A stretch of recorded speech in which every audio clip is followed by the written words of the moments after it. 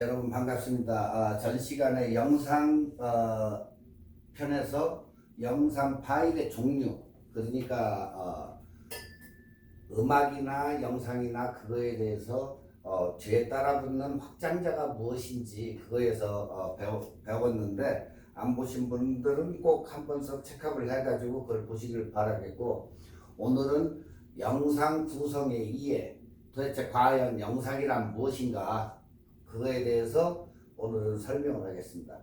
자, 첫 번째로 영상 구성의 이해는, 우리가 일반적으로 영상이란 무엇인가, 자, 과연 영상이란 무엇인가, 영상에 이제 개념이 있는데, 토탈적으로 영상이라는 것은 말 그대로 표상, 심상, 화상, DV, 그 다음에 영화, 사진을 통해서 상호 연계성을 갖는 하나의 완성된 상을 가지고 우리가 영상이다 이렇게 얘기를 하는데, 즉 영상은 기계를 통한, 기계에 의해 화면에 비치는 그런 재생상이다, 그렇게 우리가 얘기를 해요. 자, 그러면 영상의 영과 상은 무엇일까? 영은 빛이 닿아서 물체의 모습이 확연히 이렇게 나타나는 것을 우리가 영이라고 하는데, 다른 말로 바꿔보면 다른 빛을 받아서 빛이 난다. 그리고 그림자를 만든다. 그리고 또 하나는 빛이나 그림자가 나타난다. 그게 바로 우리가 얘기하는 영이고, 또 하나는 상은 그림과 같이 쉽지 않은 대상, 닮은 꼴, 이런 것이 마음에 떠오르는 그냥 이미지를 얘기하는 게 우리가 상이다. 그렇게 해서 같이 붙여지니까 상호 연계성을 갖는 상이 맺혀지는 완성된 상을 우리가 영상이라고 이렇게 부른다. 네. 간단하게 이제 설명을 하는 거예요. 자, 우리가 이렇게 보면 상의 종류도 있어요. 네. 그냥 일반적인 그냥 상 하면 뭐 이렇게 쳐다봐가지고 그냥 보고 넘어가는 그런 상도 있지만은, 일단은 영상에서는 우리가 상의 종류도 있다는 것을 여러분이 이번 시간을 통해 가지고 이렇게 보면 되는데, 첫 번째로 우리가 이제 지각상이라고 있는데, 이거를 다른 말로 하면 표상이다 이렇게 얘기하는데, 우리가 실제로 봐가지고 육안으로 보이는 상을 갖다가 우리가 표상이다, 지각상이다 이렇게 얘기를 해요. 그 다음에 또 뭐가 있느냐, 상상이 있어요. 상상.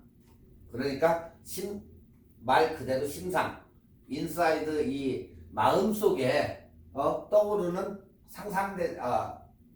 생각되어지는 상을 우리가 심상이라고 한다. 그 다음에 형상상이 있는데, 이것을 우리가 화상이라고 얘기한다. 화상. 그러니까 결국에 캔버스에 그려지는 상을 우리가 이렇게 화상상이라고 한다. 자, 그러면 이미지의 의미는 구체적이면서 또는 심적으로 나타낼 수 있는 시각적인 표시로, 이미 경험된 감각을 마음속으로 반복을 하거나 정신작용에 따라서 구체적으로 표현한 것을 우리가 이미지의 의미를 얘기한다. 이것은 영상이나 사진이나 거의 습비해요. 그렇기 때문에 여러분들은 벌써 사진을 접하고 영상으로 넘어왔기 때문에 거의 그거에 따른 사진의 구도나 이게 거의 습비해요. 그렇기 때문에 그걸 잘 응용해가지고 이렇게 보시면 더욱 빨리 이해가 올 거라고 봐요. 자, 우리가 이제 그 다음에 영상의 분류를 하는데, 어떻게 분류를 하냐. 자, 정지 영상이냐 아니면 동영상이냐, 이거 가지고 이제 우리가 얘기하는데, 정지 영상은 말 그대로 스틸컷, 그냥 우리가 얘기하는 사진이나 마찬가지 정지된, 자, 프레임 내부에 포함되어 있는 요소들 사이에 공간적인 관계에 의한 의미를 생산한다. 그러니까 스틸 광고 사진이나 만화나, 만화도 정지되어 있죠. 그리고 컴퓨터 그래픽 등이 있다. 그러면 동영상은 뭐냐? 시간적 전개에 따라서 선정적인 내러티브 성격을 가진 그런 TV나 영화나 컴퓨터 그래픽이나 그러니까 가상현실을 통한 동영상, 광고 뭐 이런 것들이 있다. 자, 여기서 내러티브란 뭐냐? 일련의 사건을 가해지는 서사성을 말한다.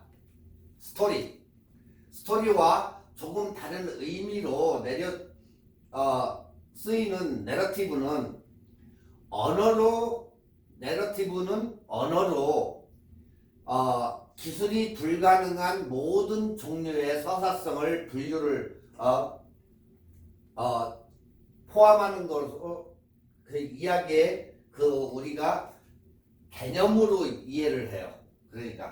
그러니까 언어 기술이 불가능한 것을 그런 모든 종류를 서사성 전부를 포함하는 이야기, 그러니까 그런 개념을 얘기하는 거다. 그러니까 이야기를 전달하는 방식 또는 뭐 행위를 뜻하는 이런 단어예요. 그러니까 우리가 즉 이것을 갖다가 딴 적으로 얘기하면 작가나 감독이 A라는 주제를 독자나 관객들에게 전달하기 위해서 사용되는 하나의 소품 아니면 음악, 대사 이런 것을 총집합으로 만들어 놓은 그것을 갖다가 우리가 집합체를 갖다가 내러티브라고 한다. 간단하게 그냥 좀 어려우시면 그냥 여러분 차트를 보고 인터넷이나 이런 데에 접속을 하셔가지고 한번 찾아보셔도 이거 내러티브에 대해서는 거기에 많이 나와 있으니까 이렇게 보시면 돼요. 자, 영상에 이제 그 다음에는 이제 영상의 특징인데, 영상은 카메라의 눈으로 촬영을 의식을 하고 시각, 사상 등이 결집된 내용을 가진 사람의 눈과 카메라는 기계의 눈, 말 그대로 카메라는 기계이기 때문에 기계의 눈으로 부합하는 하나의 이미지를 창조해서 영상 매체를 그 메시지를 만드는 것을 우리가 그런 특징을 가지고 있다 그 얘기예요. 그러니까 두 번째로는 움직임의 가치와 움직임에 대한 리듬이나 박자나 강약이나 대소나 이런 영상의 가치를 얻게 되는 특징이 있다. 그리고 영상은 재생 단계에서 그냥 완성이 된다. 또한 영상의 특징이 또 하나가 영상은 복제가 가능하며 빛에 의해 가지고 생명을 얻는다. 그리고 또 하나는 영상은 프레임에 의해서 메시지의 한계를 가진다는 거예요. 그게 우리가 알고 있는 영상의 특징이에요.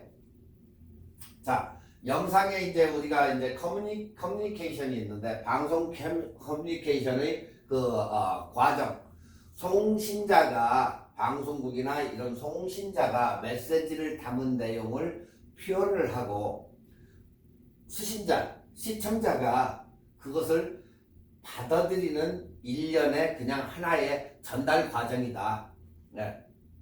그리고 영상 커뮤니케이션의 과정은 올더스 헉슬리가 이제 여기에서 나온 올더 헉슬리는 감각과 선택 그리고 지각의 세 단계로 이루어진다. 정확히 본다는 것은 우리가 명확한 사고로 뭘 이루어낸다? 결과를 이루어낸다.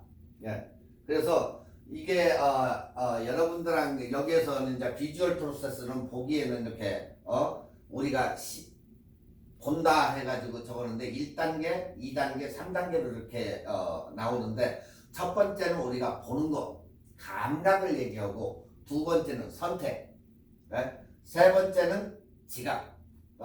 그러니까 이해를 한다는 얘기죠, 지각. 그러니까 첫 번째의 감각은 눈과 신경 시스템을 얘기하고 두 번째는 특정한 부분을 자기가 보고자 하는 것을 분리해서 이렇게 쳐다보게 된다. 그래서 또 하나는 대상을 그 보고자 하는 대상을 집중 그러니까 빛, 조리개 이런 거겠죠. 안구 이런 걸로 해가지고 선택적으로 본다는 거예요. 자 이렇게 하다 보니까 뭐가 되냐 개인의 과거 경험을 바탕으로 하더라. 이게 유사 비슷한 아니면 다른 것 의미가 있는 거 이런 거 그리고 3단계는 이제 지각인데 선택된 것을 갖다가 이해를 하고 영상 정보를 지각을 하고 그 다음에 개인의 축적된 경험을 기억 속에 이렇게 생각을 하게 된다. 자, 비주얼 커뮤니케이션의 원형 구조가 이렇게 있는데 일단은 알고 그리고 보고 감지를 하고 그 다음에 선택을 하고 그 다음에 인식을 하기도 하고 기억도 하고 이렇게 배우다. 이게 하나의 알고리즘이 선택돼가지고 이렇게 원형 구조로 해가지고 이런 식으로 형성이 되더라는 그런 얘기예요. 여기서 조금 어렵다고 생각되시는 분들은 이런 게 있구나. 여러분들 지금 이 교재를 받아보지 못하고 보는 상태이기 때문에 약간 어려울 수는 있어요 이게. 그렇기 때문에 일단은 그냥 시청하시고 나중에 다시 여러분들이 대면 수업을 할 때 여기에 대한 것은 또 다시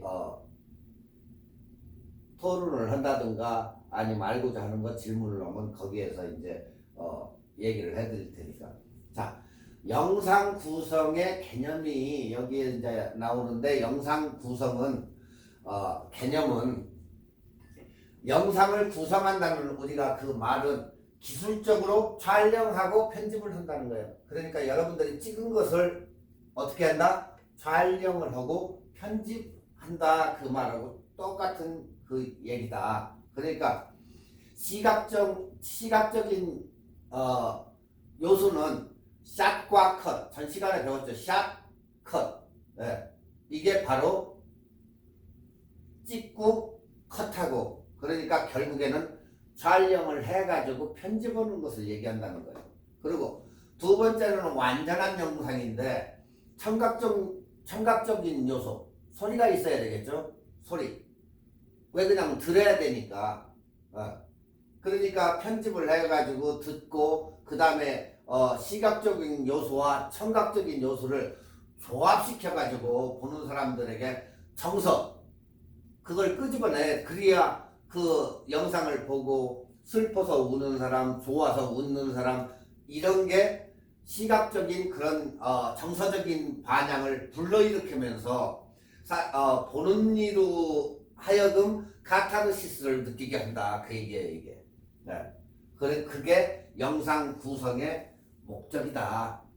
내가 죽으라고 찍어가지고 영상을 그렇게 2시간, 3시간 매달려가지고 멋있게 찍었는데 그것을 본 반응이 영화 시사회나 이런 데 가가지고 그 영화를 봤는데 무의미하게 그저 그렇네 했을 때에는 여기에 따른 목적이 달라지게 되겠죠.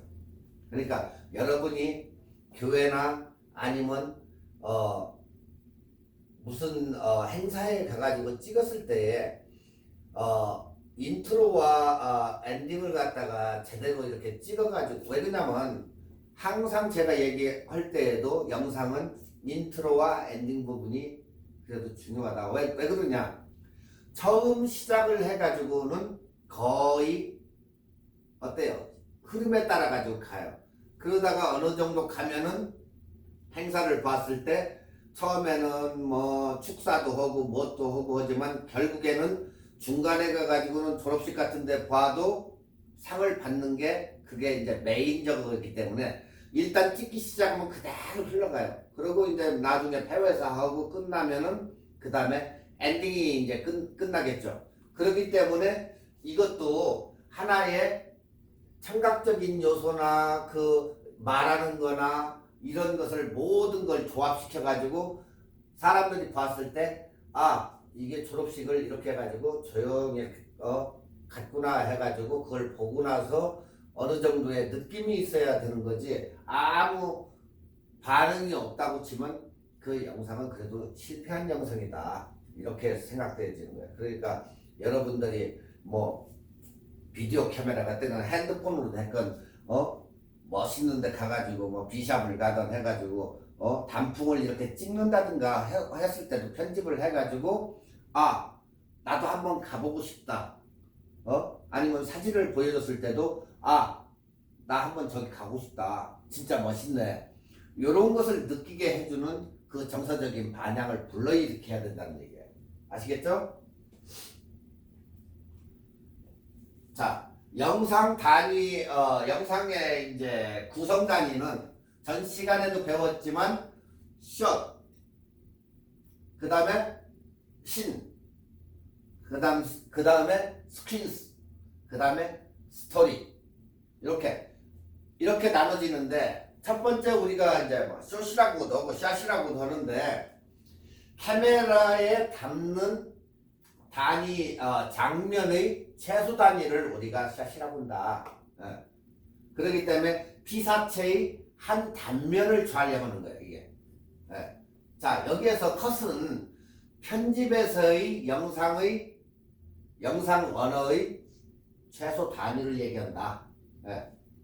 그러니까 영화 감독들이 컷 하는 얘기나 하나의 컷이나 최소 단위 한 컷, 두 컷 할 때 그 컷은 영상 언어 중에 최소 단위를 얘기한다. 자, 그러면 신은 무엇이냐? 동일 시간과 공간에서 촬영되는 것을 기준으로 한다. 동일 시간과 장소에서 일어나는 일련의 그 상황이나 사건을 그 장면을 갖다가 우리가 신이라고 한다. 영화 배우가 감독님 오늘 무슨 씬 찍어요?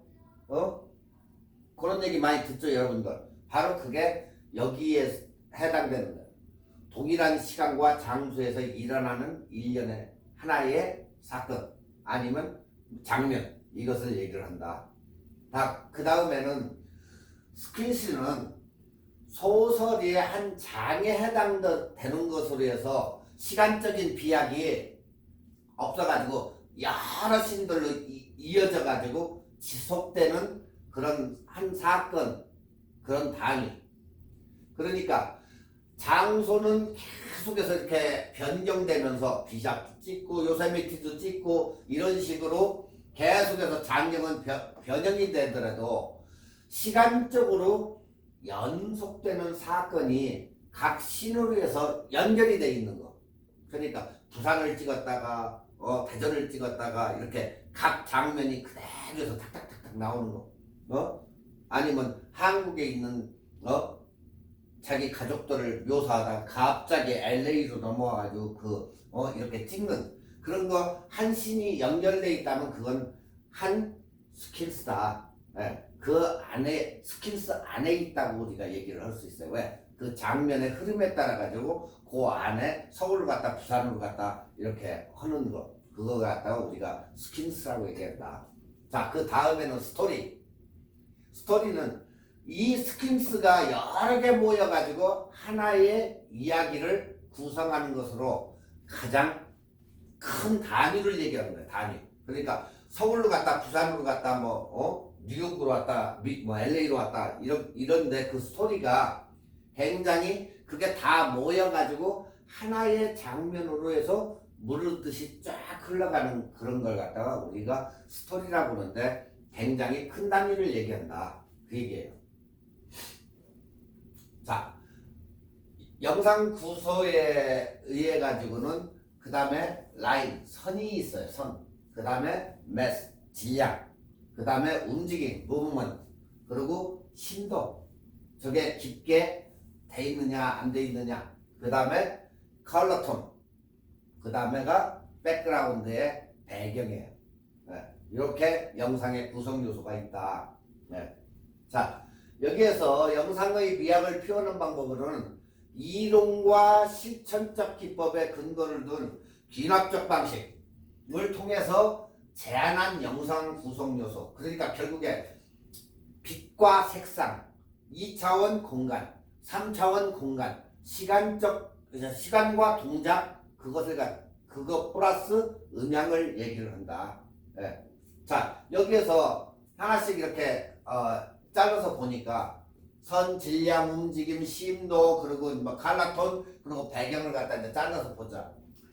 자, 선은 넓이보다 길이가 더 긴 형태다. 그러니까 시지각에 관한 이론, 선은 심리적으로 함축적인 의미를 포함한다. 네. 네. 그리고 질량은 한 화면에 들어가는 질량의 구성 요소가 많을수록 프레임을 구성할 때 굉장히 복잡해진다. 네. 그게 바로 질량입니다. 그리고 이것을 선의 심리를 효과적으로 이렇게 분석을 해보면, 구분을 해보면, 선의 심리학과 구분은 직선, 솔직, 엄격, 남성들을 이렇게 그런 느낌이에요. 자, 수평선을 이렇게 보면 어때? 마음이 포근해지고 평온해지고 휴식이나 안정감을 나타내는 거예요. 그러니까 약간의 여성적인 그런 수평선. 근데 직선은 막 엄격하고 남성적인 그런 느낌이 나더라. 그러니까 반대가 되는 거죠. 자, 수직선을 보니까 높이, 제한, 그리고 큰 뜻 등을 담겨 있는 그런 것을 의미한다. 자, 그러면 곡선을 한번 보니까 아름다움, 여러분들도 뭐 거의 아시잖아요. 아름다움이나 매력이나 우아함, 움직임, 그리고 시각적 리듬, 다 어디에 해당돼요? 여성적인 느낌을 여기도 의미를 하는 거예요. 자, 대각선을 보니까 대립되고 힘이 있고 동력이 있고 활동력이 있고 동작의 변화 등의 의미가 담겨 있더라. 그 얘기야, 대각선은. 예. 아시겠죠? 거의 이렇게 보면 구도는 결국에 사진이나 이 영상이나 거의 습비하다. 별 차이가 없다는 얘기예요.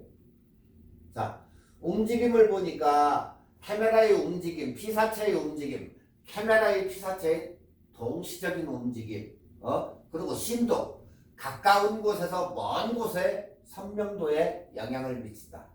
그리고 컬러톤은 어때? 주제, 배경, 테마, 그리고 등장인물들이 자신이나 프로그램 내 다른 인물들에 대해서 느끼는 감정 등을 간접적으로 표현하기 위해서 사용하더라. 예. 근데 배경을 보니까 인물을 촬영할 때 항상 염두에 둔다. 예. 그래서 인물 뒤에 배경하고 맞지 않는 거, 뭐 사람이 이렇게 서 있는데 뒤에 뭐 전신주가 뭐 이렇게 서 있다든가 이런 것은 거의 맞지가 않는다.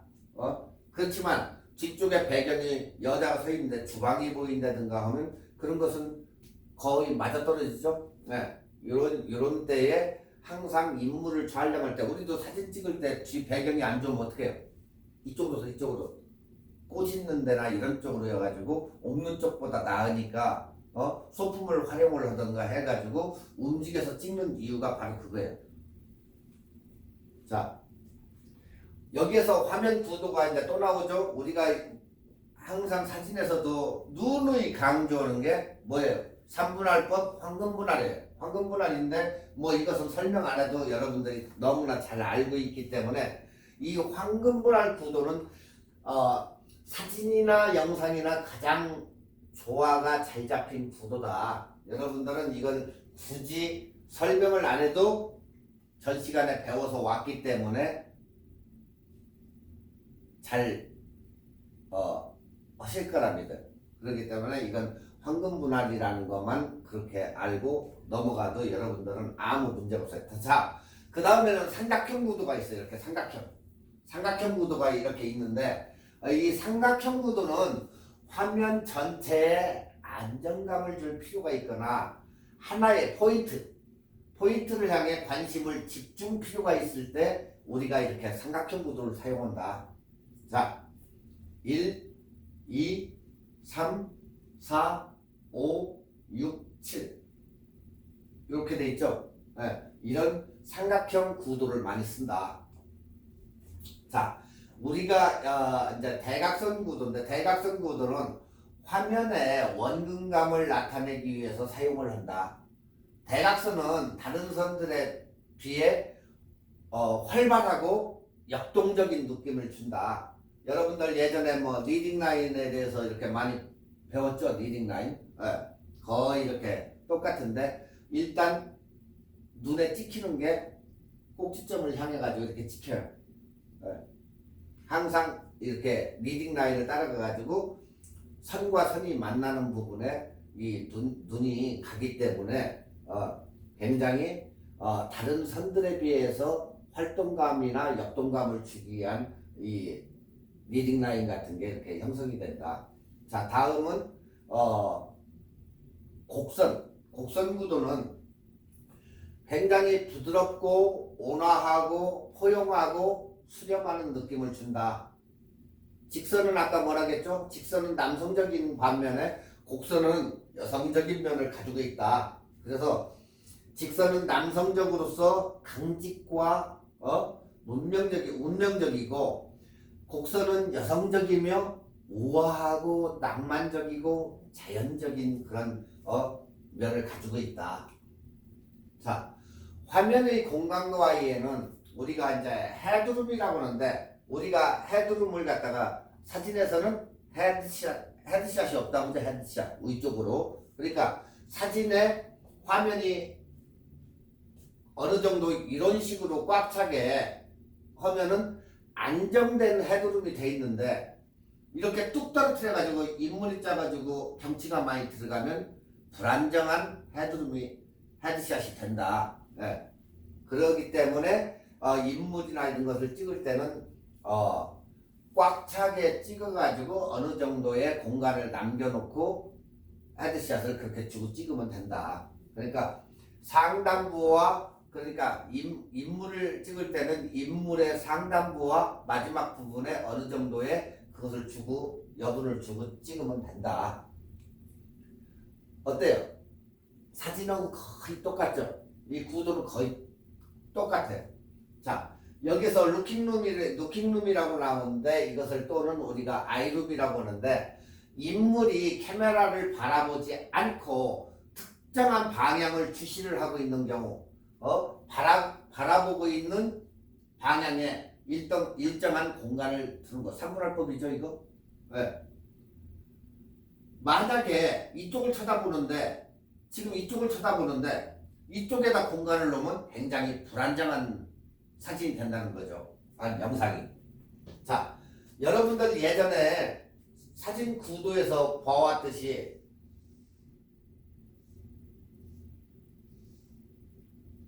삼분할법에서 항상 제가 강조를 하죠. 이쪽을 쳐다볼 때 여기에다가 공간을 놓으라고 했죠. 만약에 반대로 이쪽 사람이 저쪽을 쳐다볼 때는 여기다 공간을 둬야 되는데 만에 하나 지금 이 사람이 이쪽으로 쳐다보고 있는데 여기다 공간을 두면 사진이 어때요? 엄청 불안한 사진이 되겠죠. 봐도 다른 사람들이 한쪽으로 쏠려 있으니까. 그런데 보통 우리가 해변가나 이런 데 가서 사진을 찍을 때 여기에다가 사람을 놓고 여기에다가 배경을 갖다가 집어넣는 그런 경우도 있어요. 네. 왜? 여 배경을 넣기 위해서. 그렇지만 이 사람은 정면을 응시하기 때문에 상관이 없다는 거예요. 네. 근데 거기에 반해가지고 여기는 쳐다보는 방향이 다르다는 거예요. 항상 피사체가 보는 방향 쪽에 공간을 둬라. 보는 방향 쪽에, 앞쪽에 공간. 사람을 뒤로 밀리는 한이 있어도 앞쪽에 공간을 두면 굉장히 안정감을 느낀다는 거예요. 그게 우리가 얘기하는 3분할법에 의거해가지고 사진을 찍는 비디오 영상도 똑같은 이런 구도를 쓴다. 자, 다음에는 리드룸인데 이 리드룸은 움직이고 있는 피사체를 촬영할 때 출연자나 피사체가 진행하고자 하는 진행 방향 앞쪽으로 이렇게 일정한 공간을 둬야 된다. 그렇죠? 그렇다고 얼굴이 잘리면 안 되고 이런 식으로 해서 안정되게 리드를 해가지고 찍어야지. 자, 그러면 줌을 하야해서 줌 아웃을 해요. 아웃을 해가지고 어느 정도를 찍어야 되죠. 그래야 그대로 해서 이렇게 가니까. 자, 반컷을 어느 정도 해서 무릎까지 잘라가지고 딱 이렇게 하다 보니까 어때요? 약간 불안정한 리드가 되는 거죠. 네. 그러니까 항상 이렇게 풀샷으로 잡아가지고 앞쪽에 공간을 둬야 안정된 리드룸이 형성이 되더라, 그 얘기예요. 자, 화면 구성의 기본 원리인데 여기서 통일성도 있고 다양성도 있고 강조, 그리고 속도와 리듬, 그리고 비대칭 화면의 구도, 여기에 이제 이게 나오는데 일단은 통일성을 보면 화면 내 피사체의 공간 배치, 화면 내 방금 보셨죠? 그 구도의 공간 배치, 관련 있는 것들을 일관성 있게 조립한 화면 구성을 우리가 통일성이 있다 이렇게 얘기해요. 자, 그 다음에 다양성은 뭐냐? 시청자들의 주의를 끌기 위해서 화면의 다양성이 요구를 될 때, 그리고 강조는 뭐예요? 결국에 피사계 심도지. 그러니까 피사계 심도, 얕은 심도를 활용해 굉장히 얕게 활용을 해서 대조적인 칼라톤이 틀리게 명암을 대비를 시켜서 카메라 앵글 등을 이용을 해가지고 그 주제에 대한 관심을 시청자들한테 유도를 시킨다는 거예요. 그게 바로 강조예요. 다음, 속도와 리듬. 분위기에 따라 가지고 줌의 속도를 빠르게 할 것인지 느리게 천천히 이렇게 움직일 것인지 그 속도를 조절하고 리듬에 맞춰 가지고 촬영을 해 가지고 편집하는 것을 우리가 속도와 리듬 그렇게 얘기하는데, 여러분들이 비디오나 이런 거 찍을 때 보면 핸드폰으로 찍을 때는 그게 조금 힘들어요. 힘든데 일반 비디오 카메라를 찍을 때에는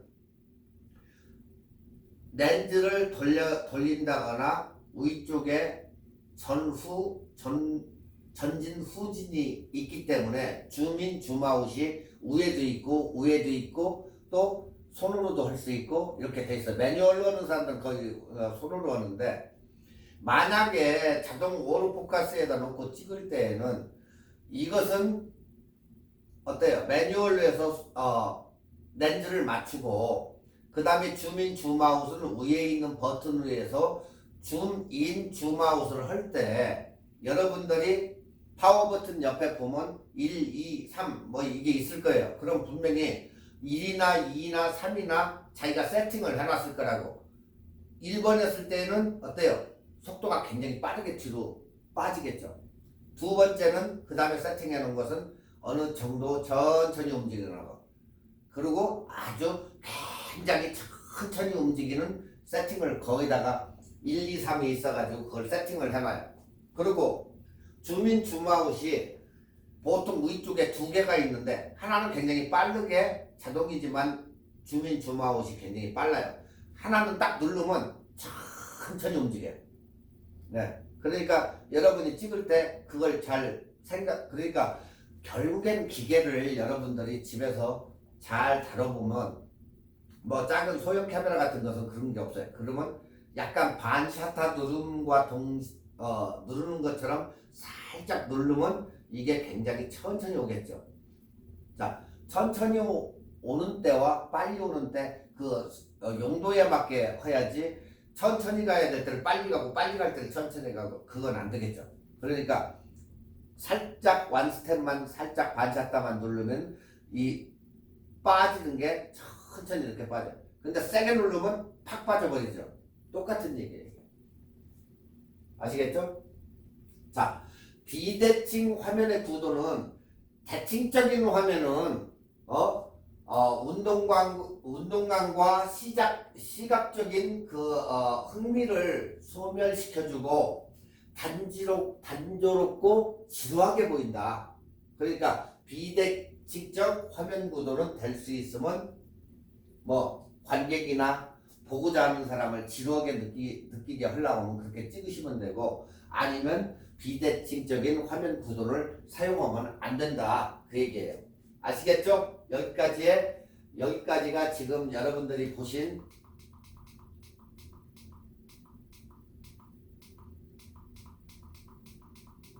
영상과 구성의 이해를 갖다가 설명을 해드린 거예요. 만에 하나 이게 이해가 가지 않는다 하면은 뭐 다시 교재를 받아가지고 한번 쭉 읽어보시면, 교재는 여기 클래스룸에 다 여기 준비가 돼 있으니까 와서 그냥 빼가지고 한 번씩 읽어보시면 돼요. 거기에 똑같은 내용이 이게 있으니까 여러분들이 학교에 오셔가지고 빌려가도 되고 아니면 와서 보셔도 되니까, 그거에 대한 것을 보고 저한테 물어보시면 제가 거기에 대한 답변을 해드릴게요. 아시겠죠? 영상 구성의 이해. 바로 그게 영상이란 무엇인가예요. 자, 이번에는 우리가 영상 촬영 시 셔터 스피드와의 FPS의 관계예요. 자, 여러분들이 이렇게 보면 흔들린 사진과 정확하게 찍힌 사진, 심도가 어때요? 심도가 깊은 것도 있고 틀린 것도 있고, 핸드블러가 나올 수도 있고 핸드블러가 안 나올 수도 있어요. 그렇기 때문에 이 촬영 시 셔터 스피드의 관계예요. 상이 흐트러진다. 자꾸 초를 갖다가 자꾸 낮춰가지고 찍으면 상이 흐트러질 것이고, 정확하게 스피드를 높여가지고 찍으면 정확하게 나올 것이고, 요 차이예요. 그리고 여기에 뭐가 있어요? 사진에서 많이 배웠죠, 이거? F값이 1.4일 때와 2일 때와 어때요? 셔터가 열리는 그 빛을 받아들이는 게 틀려진다. 사진이 선명하고 흐릿해지고, 여기에서의 그 관계가 여기도 있다, 영상에도. 자, 첫 번째가 셔터 스피드인데, 이 셔터 스피드나 프레임 퍼 세컨이에요. 퍼 세컨에는 우리가 누누이 사진에서도 배웠듯이 여기 영상에서도 등장한다. 이 전자와 후자의 관계는 서로 떼어낼 수가 없다. 사진이나 비디오 카메라나 거의 습비하기 때문에. 이것은 이러한 기기들은 뭐 좋은 거가 됐든 나쁜 것이 됐건 이것은 어디를 가나 쫓아다녀요, 이 연관관계는. 자, 우선 우리가 얘기하는 셔터 스피드를 한번 보자. 자, 셔터 스피드를 빠르게 했거나 늦게 했을 때 과연 무슨 결과가 나타날까? 자, 셔터 스피드를 빠르게 했다. 스포츠 손흥민이가 공을 빵 차고 하는데 굉장히 스피드 있게 달릴 때 셔터 스피드를 늦추면은 상이 다 날아가겠죠. 근데 셔터 스피드를 빠르게 하니까 이렇게 정확하게 잡히더라. 근데 셔터 스피드를 저 강변에서 불꽃놀이 이거 불 붙여가지고 막 해가지고 글씨를 쓰고 이러고 있어요. L자 쓰는 사람 L자를 쓰고 하다 보니까 셔터 스피드를 늦게 줬을 때 뒤쪽에 있는 피사체들은 어때요? 잘 안 보이겠지. 상이 흔들리니까. 그런데 이렇게 글씨가 나타나더라. 5를 갖다가 이렇게 돌렸는데 그게 느리게 이게 셔터 스피드가 찍기 때문에 이 글씨가 형성이 된다, 이렇게. 그래서 스마일 하고 이렇게 나오죠. 자, 그래서 영상에서의 셔터 스피드를 분류를 해보면 첫 번째, 밝기의 변화다. 밝기의 변화. 자, 초가 아래로 사진처럼 내려가니까 화면은 밝아진다. 그리고 위로 120분의 1, 125분의 1, 뭐 250, 350, 500 이렇게 올라가니까 어때? 영상은 어두워진다.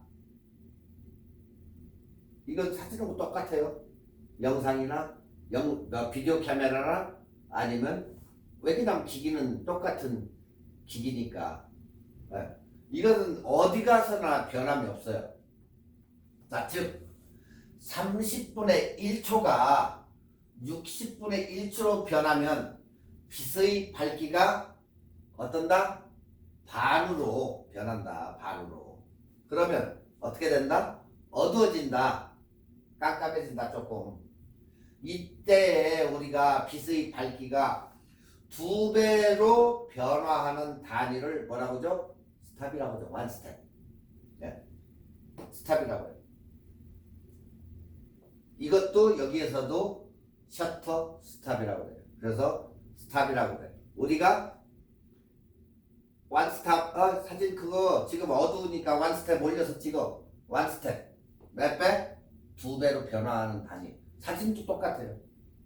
여기도 똑같고. 원 스탑 내려. 그러면 또 2배가 내려가는 거예요.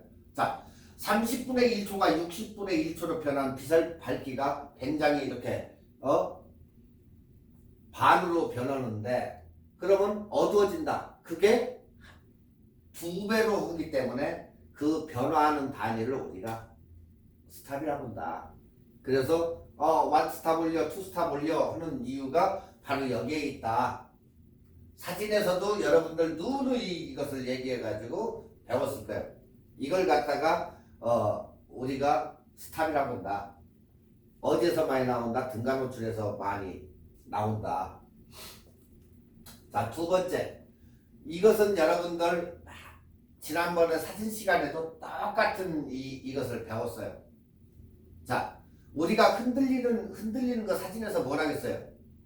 모션 블러냐 아니면 핸드 블러냐 그 얘기예요. 핸드 블러는 우리가 손을 떨어 가지고 이게 흔들릴 때는 우리가 핸드 블러라고 하지만 우리가 찍었을 때 이렇게 나머지 피사체들은 가만히 있는데 움직이는 물체를 갖다가 그게 흔들리는 거, 움직이는 물체가 흔들릴 때는 우리가 바로 모션 블러라고 한다. 자, 지나가는 자동차들을 딱 찍었어. 근데 산이며 이런 것은 움직이지 않는 물체이기 때문에 그대로 있어. 건물 앞에서 사람 지나가는 사람을 찍었어.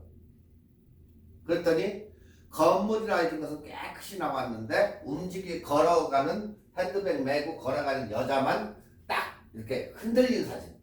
이걸 갖다가 우리가 모션 블러라고 한다. 네. 여기도 똑같아요. 그래서 우리가 사진에서도 핸드 블러냐 모션 블러냐 이것을 갖다가 구분해내는 거예요. 자, 여기서도 지금 2층 버스가 이렇게 영국에서 전화박스 앞에서 싹 시내를 주행을 하고 있는데 여기서도 차가 싹 흔들려. 자, 우체통이 움직일 일은 없겠죠. 그렇지만 어때요? 건물도 글씨도 나오고 다 나오는데 달리는 차만 싹 스피드감이 있게 나타나죠. 이럴 때는 우리가 모션 블러다 이렇게 얘기해요. 자, 영상 및 애니메이션 같은 연속한 그림들이나 스틸 이미지, 사진 뭐 이런 거에 속하겠죠. 이미지 속에 비치는 빠르게 움직이는 물체의 뚜렷한 줄무늬들이 나타나죠. 여기 스피드감이 이렇게 줄무늬들이 나타나는데 그 줄무늬 그것을 갖다가 우리가 모션 블러라고 얘기한다.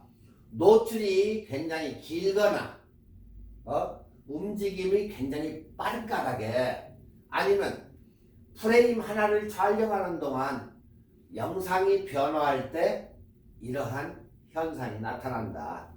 그래서 테스팅을 딱 해봤더니 프레임을 달릴 때도 이렇게 해가지고 하늘빛이나 이렇게 흐트러짐이 이렇게 모션 블러가 나타나더라고요. 여기도 차도 옆에다가 카메라를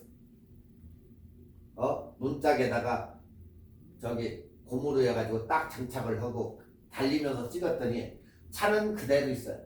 그렇지만 주위에 달리는 쪽을 이렇게 보면 이런 식으로 여러분들 뭐 영화 보시면 액션씬 이렇게 할 때 보면은 그냥 이렇게 들고 찍지만은 차에 올려가지고 찍는 경우 거기서 운전하는 척하면서 차 위에 올라가 가지고 보면 밖에는 움직이겠죠. 거기는 모션 블러가 나타나요. 그렇지만 둘이 얘기할 때는 그 차 안을 찍기 위해 가지고 그렇게 차를 통째로 올려 가지고 끌고 가면서 이렇게 찍는 그런 경우도 있고, 이렇게 차 옆에다가 장착을 해 가지고 렌즈를 딱 달아 가지고 달리면서 이렇게 찍는 경우도 있어요. 이런 경우가 모션 블러가 많이 나타난다.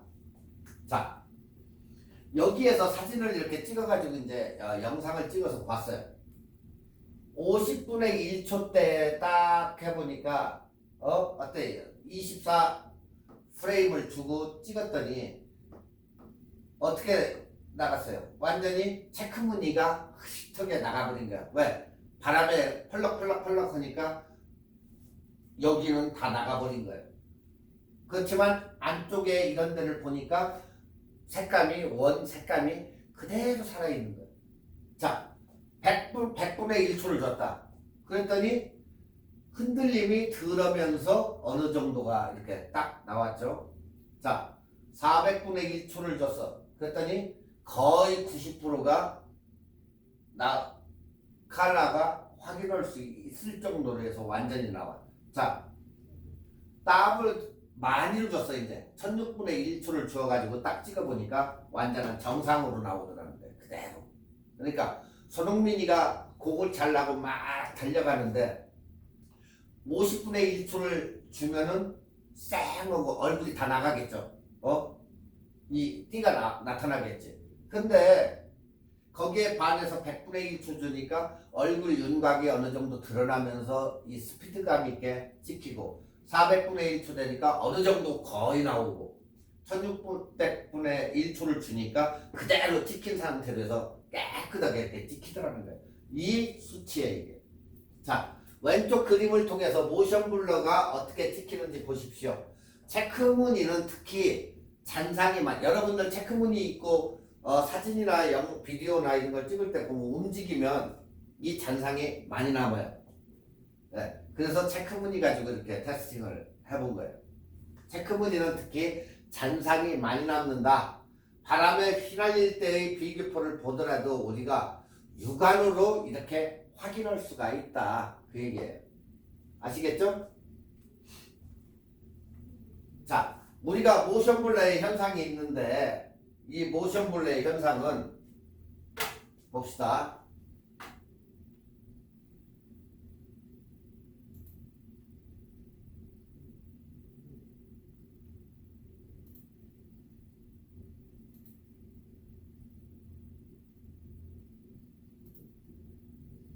자, 모션 블러의 셔터 스피드가 어떻게 영향을 주는지 영상으로 해가지고 이렇게 이제 해봤는데, 자, 지금 뭐가 나와요? 물이 나오죠? 자, 셔터 스피드를 지금 100분의 1초야 이게. 어때요? 점점 바뀌었어 지금. 400분의 1초 선명해지죠? 물 흐름이. 1600분의 1초야. 점점 완전히 보이죠 물이. 요렇게 50분의 1초와 100분의 1초, 400분의 1초, 1600분의 1초 완전히 손도 100분의 1초 확인을 한번 해보세요. 400분의 1초 지금.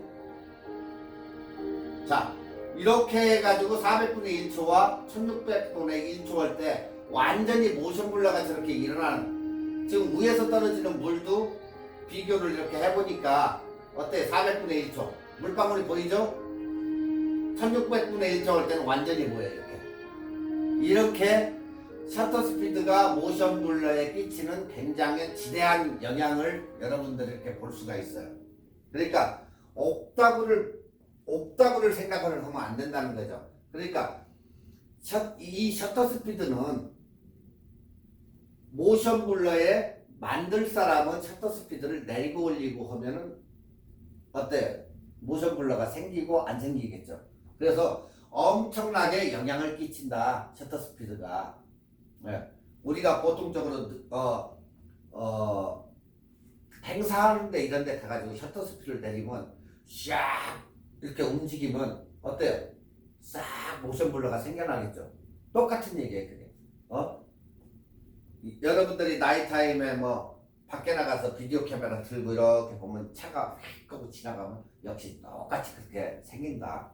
하지만 반대로 1600분의 1초나 이런 식으로 해서 딱 놓고 찍을 때는 아무리 달려가도 정상적으로 찍힌다. 그래서 굉장히 이렇게 모션 블러의 셔터 스피드가 굉장한 영향을 끼친다. 그 얘기예요. 자, 모션 블러에 영향을 주는 것이 또 없을까? 바로 있다. FPS. 바로 프레임. 24 프레임으로 찍느냐, 16 프레임으로 찍느냐, 이 FPS와 셔터 스피드와 같은 것하고 같이 이렇게 보니까 연관이 돼 있더라. 만약 예를 들어서 여러분들이 24 FPS로 찍는다고 치면 시네마 영화 같은 거 그런 거 찍으려 할 경우 셔터 스피드를 많이 올려가지고 찍을 때 영화처럼 자연스러움이 안 나올 때는 24로 올려가지고 24로 올려도 어떻게 된다? 쓸모가 없게 된다. 그래서 셔터 스피드의 법칙이 있다.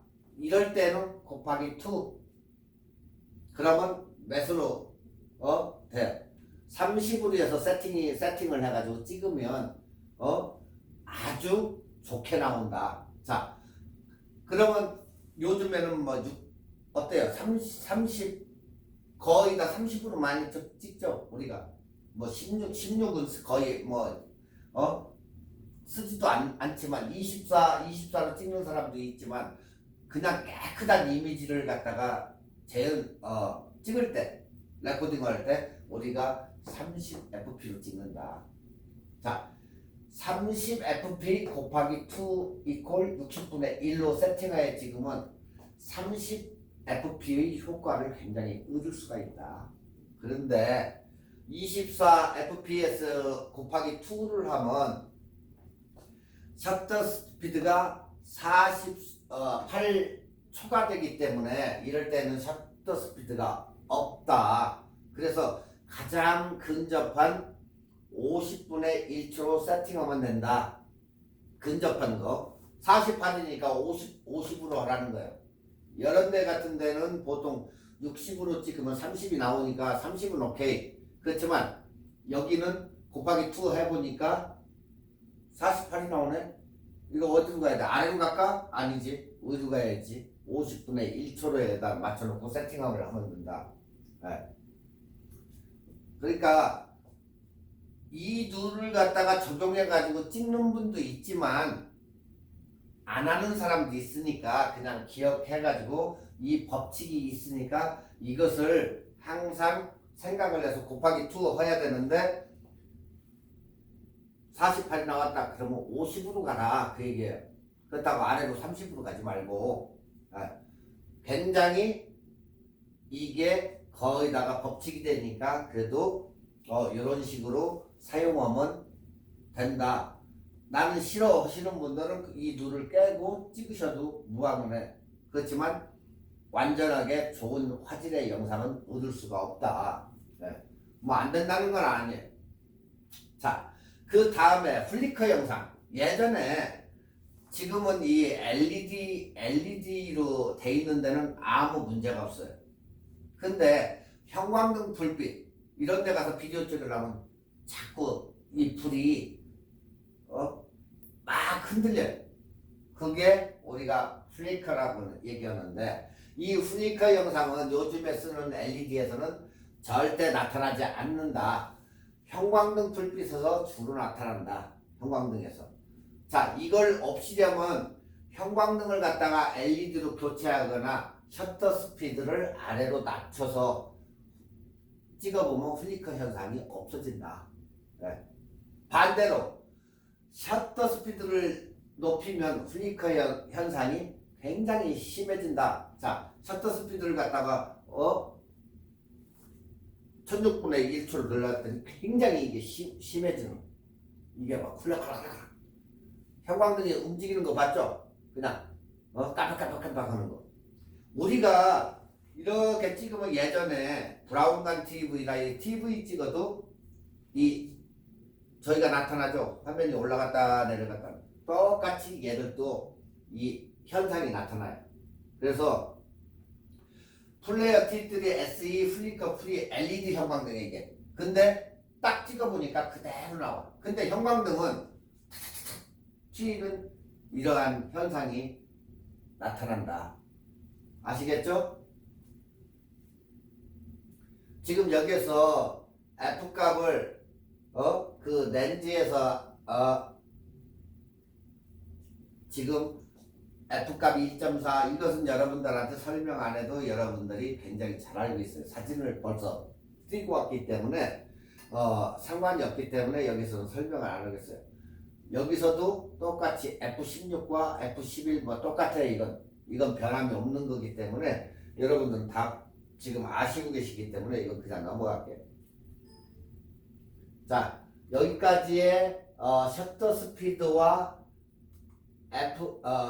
FPS의 관계 이거에 대해서 이제 잘 아셨으니까 뭘 조심을 하고 뭘 저걸 하면 된다는 거 대충 여러분들이 이제 아셨을 거예요. 그래서 그렇게 내가 영상을 찍을 때 형광등이 셔터 스피드를 높여가지고 찍었더니 그게 그 현상이 나타났구나. 근데 어디 가니까 호텔에 갔는데 거기서는 안 생기더라. 똑같이 1600을 줬는데 왜? 형광등이 아니고 LED였었기 때문에 거기에서는 나타나지가 않은 거다. 그 얘기예요. 그러니까 이 셔터 스피드하고 FPS하고 이 연관관계가 굉장히 많다는 거. 그리고 셔터 스피드와 이 FPS의 연관관계 중에서는 모션 블러가 굉장히 많이 나타난다는 거 그거 아시면 돼요.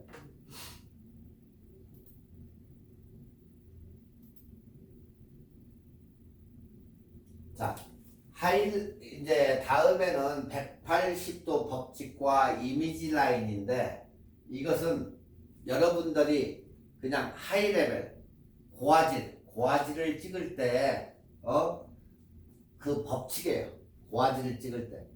그러니까 여기에 180디그리로 해가지고 찍었는데 카메라를 이렇게 배치를 해놓고 찍을 때 어떻게 찍는 것인지 뭐 한 대 가지고 찍으면 왔다 갔다 하면서 찍겠지만은 카메라가 1번, 2번, 3번, 4번 이렇게 배치를 해놓고 찍을 때는 어떻게 찍는지. 자, 이렇게 해서 찍을 때는 여기는 세 대는 오케이인데 A라는 사람과 B라는 사람이 이렇게 얘기를 하고 있는데 뒤쪽에다 카메라 배치를 하면 굉장히 이건 롱이 된다는 거야. 가운데로 딱 잘라봤을 때. 자, 그러면 이쪽에서 A를 잡던 B를 잡던 이쪽에서는 잡을 수가 있잖아. 전면에서는 두 개를 다 잡을 수 있고. 그렇지만 뒤에서는 뭘 잡을 거냐는 거지. 그러니까 뒤쪽에서는 굉장히 배치가 잘못된 이런 현상이 있다. 그 얘기예요. 자, 이 180도 법칙 행동축은 자, 두 대를 가지고 180도 이내에서 찍을 때는 좌우 이렇게 얘기하는 사람 이렇게 어깨 쪽에다가 이렇게 두 개를 설치를 해놓고 2번 카메라가 A를 잡을 수 있고 1번 카메라가 B를 잡을 수도 있어요. 이렇게 교차해서 그걸 갖다가 우리가 얘기하는 180도 법칙이다 이렇게 얘기를 해요. 자, 여러분들이 이 그림표를 보더라도 A, B 이렇게 돼 있는데 1번과 2번 이런 식으로 해서 교차해서 찍을 수가 있다. 자, 뒤쪽에서 이렇게 보면 1번째 볼 때는 A가 뒤통수 쪽으로 나오고 B가 얼굴이 나오겠죠. 자, 반대로 A는 얼굴이 나오고 B는 뒤통수가 나오겠죠. 자, 여러분들이 가만히 생각을 해봐요. 어느 날 갑자기 연속극을 보는데 이러한 게 나오더라. 뒤쪽에는 이 사람을 흐릿하게 하고 저쪽 사람을 얘기하는 사람 그 얼굴을 갖다가 딱 했다가 다시 카메라가 장면이 저쪽으로 바뀌면서 똑같이 이쪽 저쪽으로 왔다 갔다 하면서 이렇게 찍는 게 우리가 행동축을 갖다가 180도 법칙이라고 한다 이걸. 자, 이것을 갖다가 카메라를 반대편으로 넘겼어요. 똑같아요. 이쪽에서 보나 저쪽에서 보나. 이 한쪽 방향에서 할 수도 있고 반대편으로 해서 A라는 사람을 반대편에서 이렇게 잡을 수도 있다 이렇게. 그래서 이렇게 아니면 이렇게 이쪽이 이쪽으로 올라가서 이쪽이 이쪽으로 내려오나 똑같다. 한 예로는 또 1번과 2번을 한쪽 방향에다가 이렇게 설치를 하는 경우도 있다.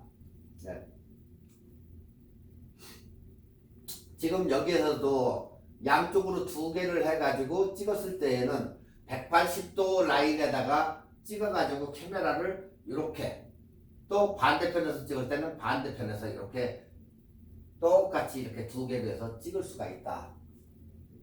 그렇지만 반대편에서 하니까 이쪽 면에서 찍을 때와 이쪽 면에서 찍을 때는 또 달라지겠죠. 그래서 이렇게 양쪽으로 이렇게 나눠지게 찍을 수가 있다는 얘기예요. 자, 지금 여기서 또 이제 또 3분할법이 또 나와요. 여러분들은 계속해서 카메라를 하든 이 비디오 영상을 하든 결국에는 뭐예요? 3분할법은 항상 이건 뭐 얘기할 거 없죠. 시청자들의 최고의 안정감을 줄 수 있는 집중성이 최고로 좋은 3분할법이 바로 이거다. 황금 비율.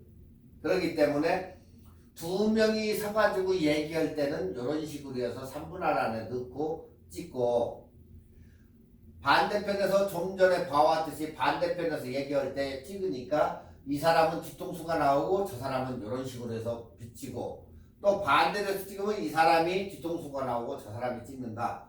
단 시선이 어디로 간다? 한쪽 면으로. 항상 시선이 보는 쪽으로 해서 이렇게 찍어준다. 지금 이런 비치 같은 데 가가지고도 어때요? 모래사장과 물하고 구별을 해가지고 쫙 수평과 수직을 맞추니까 어때요? 사진이, 영상이 이렇게 깨끗이 나온다. 그래서 못 찍어도 수평과 수직을 잡고 3분할 선에다가 맞춰가지고 그리드 라인에 맞춰가지고 찍으라고 하는 이유가 뭐예요? 바로 이거. 못 찍어도 여러분들이 사진을 그 3분할법에 의거해서 찍으면 사진이 일단은 깨끗해서 보기가 좋다. 못 찍어도 기본이 그리고 돼 있는 사진이 나온다. 그렇기 때문에 항상 사진을 찍던 영상을 찍던 이런 식으로 찍어라. 그러면 여러분들이 이렇게 찍어도 사람을 못 쳤던 원래는 이게 시선이 같기 때문에 여기에 와 있으면 이쪽으로 줬어야 돼요. 반대로 지금 반대로 했어요. 그렇기 때문에 항상 여러분도 이것을 염두에 두고 그렇게 찍어라. 아시겠죠? 자, 여기에서 이제 센터 프레이밍이라고 해가지고 반분할 시킨 거예요. 딱 가운데 잡아서 1, 2 이렇게 해서 반분할 시킨 거예요. 2분의 1 딱 잘라가지고. 자, 이러한 영화가 영상이 어디에서 이렇게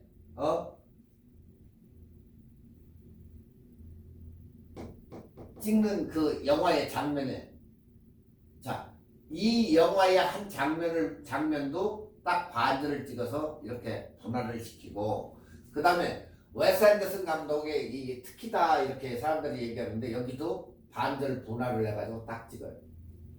여기도 역시 똑같이 반절을 분할해서 이런 식으로 찍고, 여기서도 양쪽으로 이렇게 분할을 시켜가지고 찍는다.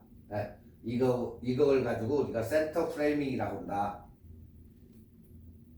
자, 노스룸 앤 헤드룸. 아까도 얘기했죠. 헤드룸 위쪽. 여기서도 노스룸, 여기 루킹룸이라고 하는데 이제 눈과 쳐다보는 그 공간을 갖다가 우리가 노스룸 이렇게 얘기를 해요. 여기서도 지금 이 사람의 머리 쪽에 헤드룸, 그리고 반대편에도 여기도 쳐다보는 쪽으로 해서 노스룸을 공간을 여기다 둔 거예요. 예. 똑같아 이게. 그러니까 여기서도 굉장히 불안한 심리를 표현을 할 때 요런 때 노스룸을 굉장히 좁게 하면 사람 보는 사람으로 하여금 굉장히 불안하게 나도 같이 불안해지는 거예요. 자, 이 사람을 갖다 염화지겠다면 그래도 조금 안정되겠지만 자꾸 이쪽으로 와서 공간을 좁게 하니까 노스룸이 굉장히 작아지기 때문에 보는 이로 하여금 굉장히 불안해지는 거야. 그러니까 극대감이 더 살아나는 거지. 자, 180도 디그리룰에서는 절대 가상선을 갖다가 이렇게 했을 때 위로 넘지 말아라 그 얘기예요. 항상 일정하게 가상선 위로는 절대 넘어가지 말아라. 본인이 연출하고자 하는 장면에서 하나의 가상선을 이렇게 만들어 놓고 180도 선상에 촬영하는 방법을 우리가 얘기하는데 절대 위로는 넘어가지 말아라 그 얘기예요. 사람이 아니면 뭐 동물이 위로 이렇게 넘어가지 말고 가상선 거기에서만 놀게 이렇게 찍어라. 네, 절대 위로 넘어가면 안 된다. 만약 이 180도 디그리 법칙을 깬다면 이 이야기의 단절이나 저기서 얘기하는 단절이나 흐름을 변화를 시켜버린다는 거예요. 네. 즉, 한 공간에서 다른 공간을 형성을 시킨다고 보면 된다.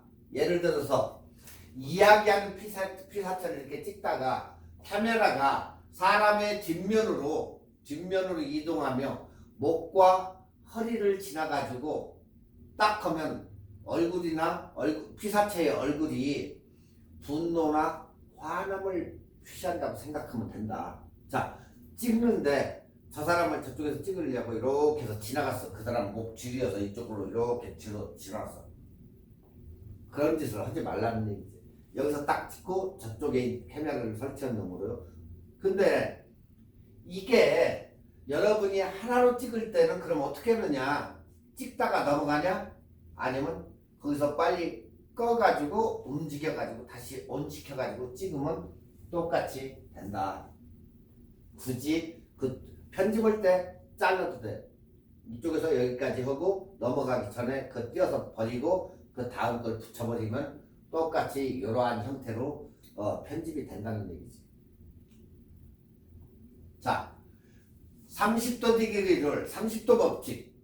30도 법칙은 미디엄 클로즈업에서 미디엄 숏으로 찍는다. 자, 여기는 헤드샷이 날아갔죠?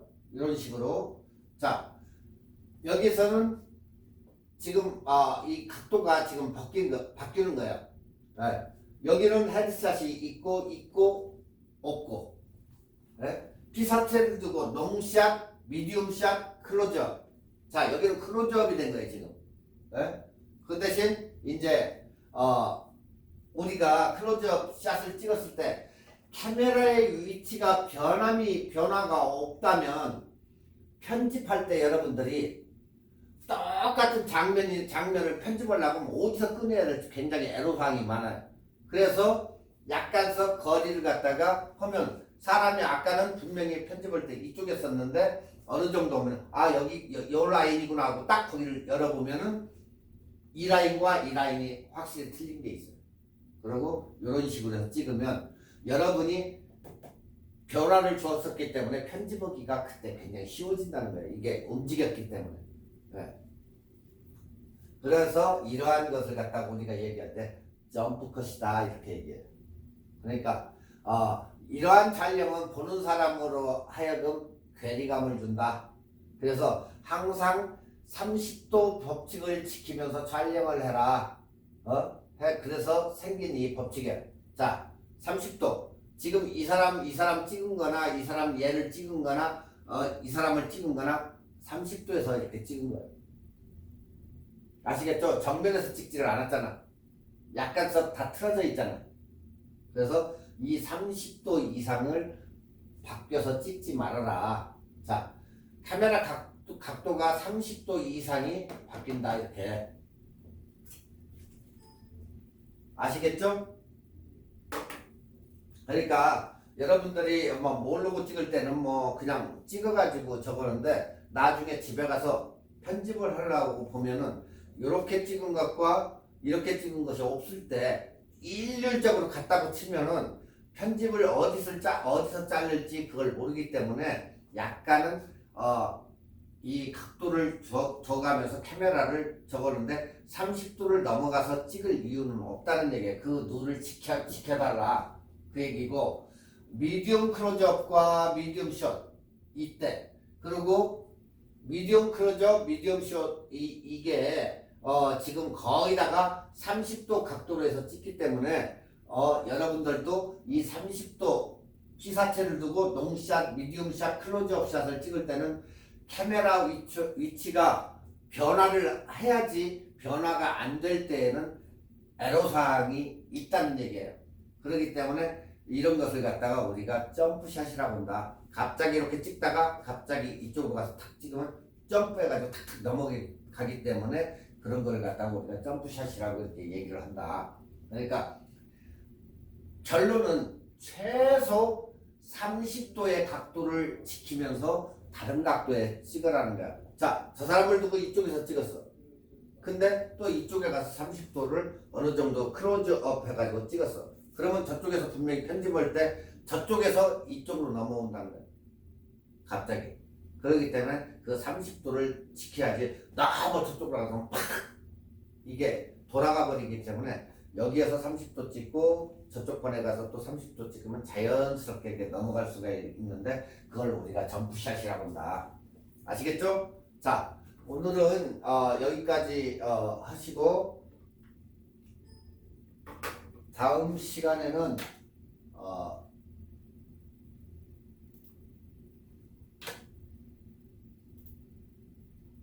영상의 화각과 구도, 영상의 화각과 구도를 다음 시간에 강의해드리고